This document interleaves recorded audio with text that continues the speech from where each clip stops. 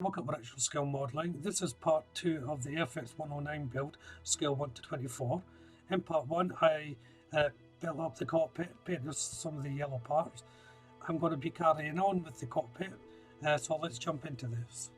So to kick off, I'm painting the instrument panel, and so I'm using Mr. Hobby H28 metallic metal black, and this is just for the on clear part, so I'm just giving an overall coat first of all. I'm then using Revell Aquacolor 05 white and a very thin brush to paint in the needle dial. So it's just a tiny little dash of this white that I'm using. And then I'm now using Tamiya's X27 Clear Red, X25 Clear Green, X26 Clear Orange and X24 Clear Yellow. Now all these different clear paints are going to be used for all the dials and knobs on the instrument panel.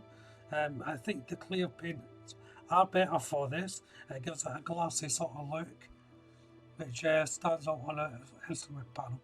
And for the front exit, I'm using Tamiya's XF56 Metallic Grey, and this is the main part of the instrument panel that you'll see.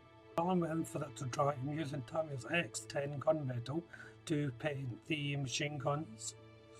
I'm also using Revell Aquacolor 08 Matte Black, and this is for the panel that sits just in front of the instrument panel.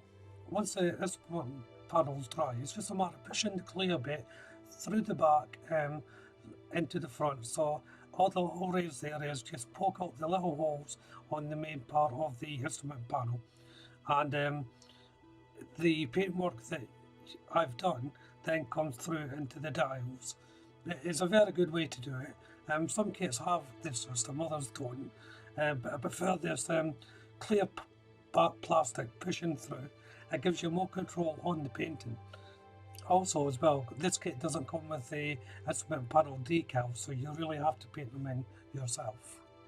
The sights is the last thing to go in the instrument panel. It's one piece of normal plastic. It's not clear, so you have to paint that in. I painted mine in Revell Aquacolor 90 Silver. Maybe worth bearing in mind though, this part kept on falling off, so it might be worth putting it on at the end just before you put the canopy on. And it's back to Revell Aquacolor 08 Matte Black, and this is for the housing that goes over the instrument panel. The instrument panel then gets fitted onto the plate that sits in front. This can also be quite difficult to fit. I would actually recommend doing it once everything else is built in the plane. There's enough room for it to slide in right at the end. You shouldn't have any difficulty trying to fit it in when everything else is built around it. So as you can see here, I'm putting it in now, but of course I didn't know whether it would fit then. But you don't have to worry too much if you can't get it in straight away, because the instrument panel can pop off if it's not 100% secure. Next, I'm building up the mounts for the machine guns. Now you don't have to do this if you're closing up the engine. The machine guns can just sit in there quite comfortably without the mount. It's up to you again whether you want to do it or not. I did build it in because I wasn't sure whether they would fit or not, but it's not necessary to do this if you're having the whole thing closed up. So as you can see here, I'm mounting the machine guns. I took them off in the end because it was easier to fit the top half with the weapons off. But also you still need the weapons showing as such, but you only need the barrels. But I'll go into that when I put the top cover on. So it's time to go in the front wheels, and this is the Revell Aquacolor 57 Grey for the main stem and hubcap. I'm also using the 57 colour for the inside of the landing gear covers. For the underside of the aircraft, I'm using my own colour mix. So I'm using 85% light blue and 15% silver. And this is the colour I use for the undersides of World War II aircraft. It may not be 100% correct. It should be more of a grey blue, I think. But I quite like the colour, so that's the one I stick with. And also I'm taking the opportunity to paint the underside of the wings with the same colour. as well as the main wings, the underside of the main wings. You notice here I'm not using any masking tape and just putting up my brush right up against the yellow. A couple of reasons for that. One, my brush is really good.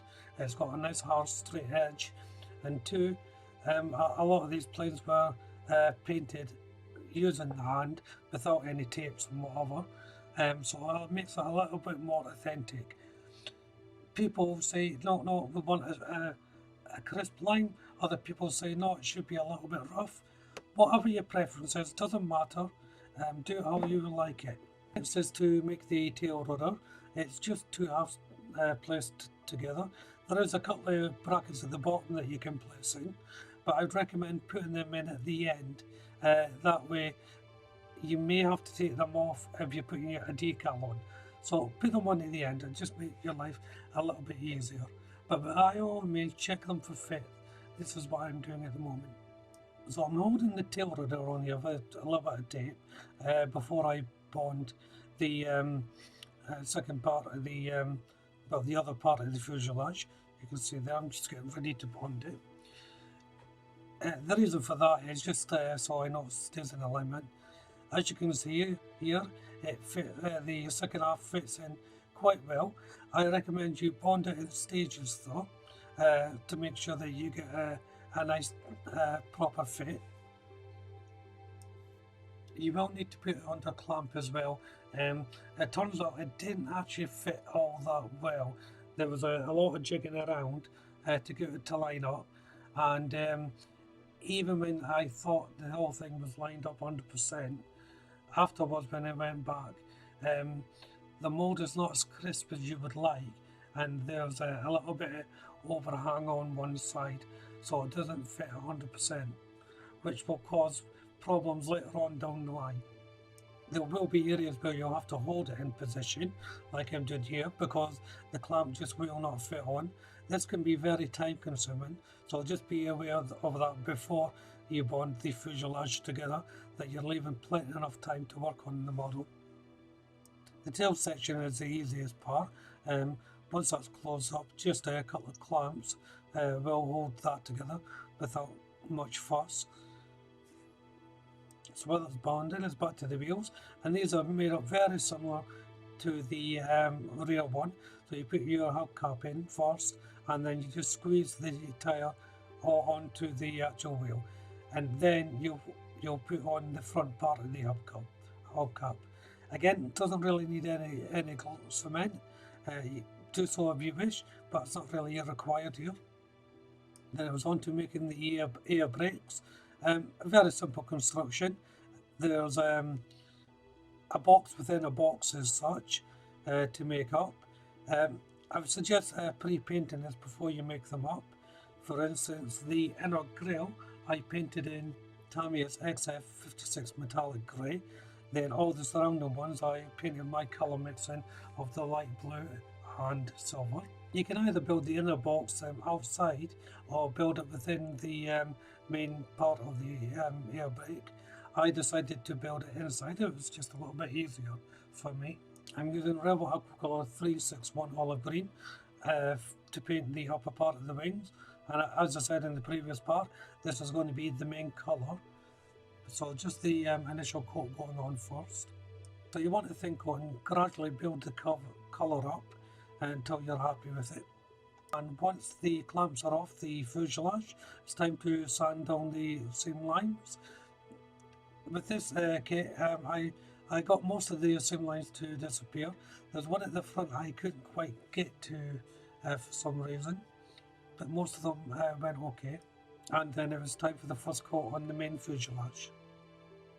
To make up the wings, first of all, I placed in the machine guns. It sits on its own little cradle, which is already moulded inside the wing. And next is the air brakes. I think they're air brakes, I'm not 100% sure, to tell you the truth, but they go onto the wing as well. There's a little hollowed out area for them to fit in. Don't worry about overlapping on the wing like this, because the bit that sticks out fits on to the main fuselage when you join the wing to the fuselage. Then it's placing in the flap into the rear part of the wing, Again, it just fits into the space provided before actual bonding the two halves of the wing together, and it's very easy to do. It just sits on each other. There was no fitting issues with this part. So it's now time for the cover that goes on over the main engine. As I said, I've taken off the machine guns and placing them inside the cowling here. But what I'm doing is, once they're in, I'm taking my snips and cutting off most of the machine gun. It's just for ease of use and trying to get the top on. It can be quite difficult to get the top on if you don't do it like this. It will go on. There's just a lot of work involved trying to get it to fit. This is the easier option. Once your machine goes on, it's time to fit it. Now this is going to need quite a heavy clamp to keep it in place. The fit is not 100% brilliant. I had to jiggle it around quite a lot to get it to fit. This is the point as well where I took off the prop because I realised I couldn't get the clamps in or hold it properly while the prop is in. A lot of this is done off camera because I had it up close to my body because I was inserting so much pressure onto it. The instrument panel popped up while I was trying to get in place, so this is a good way to show you that there was indeed enough room to get it in beforehand. But as you can see there, I've also taken off the rudder from the temporary hole that I had done, so I didn't damage it. Now on the fitting issues, that part there is 100% lined up, but as I travel down the seam line, it gradually goes out and out and out. This will cause problems when going towards the prop. You're either going to have to fill up a gap or try and fit the prop somehow. I ended up filling up the gap. While I was doing it, I managed to snap off a little bit there, just where my paint stirrer is pointing. This part's meant to be left open, but I had no choice but to fill this part up. So I'm just using some filler to fill in the gap. I know I could have placed a little slither of plastic at the end there, but I would never have got it 100% right. So I thought a bit of filler will just do the same job, and I would have to build up the filler anyway to fit in onto the prop when it goes in. It only needs a little bead, but with my own filler that I'm using, creating a bead along the rim is a fairly simple process. So what I'm doing there is just putting that little bit of filler on using my paint stirrer. There's different ways you can apply it. If you're using a conventional filler from a tube, just squeeze it on. It shouldn't be a problem if you're having to do this sort of filling. So that's it all filled, and it's time to put that instrument panel back on. As you can see, it just slots right in there without any hassle of bumping into anything. So if it does come off like mine did, don't worry, it can just pop back on. But as I said earlier on, that you don't really have to put it in when the instructions says. You can put it in at a later date. And the next part to go on is the covering. Just check it for fit, which is vital, especially how the fit's gone on this build so far. You may have to modify it slightly. I had to cut off a little bit to get it to fit, but that may have just been me, I don't know. But it took a little bit of work to get this part fitted. So it was just a little bit of trimming in one. On the other side, there was a little bit of a gap, so that had to be filled. But the experienced modder won't have a problem with this, because they know how, including myself, how to get around these little problems. But if this is just your first time, just do a little bit at a time and try and get it to fit. Don't worry about it. If it goes wrong, you can always just manipulate the plastic a little bit more by a little bit of pushing under hot water as well to reform it if you think it would be better that way. Or of course just use lots of filler and then sand down. So on that note, I'll bring this part to a close, part 2. In the next part, I shall be carrying on with the build, sanding this down once it's all fitted. So in the meantime, why don't you check out the rest of the channel? There may be something there that you wish to watch, or indeed the other parts of this build. Subscribe to the channel as well for any updates. Of course, hit that like button and leave a comment. But for now, thank you all very much for watching. Bye bye.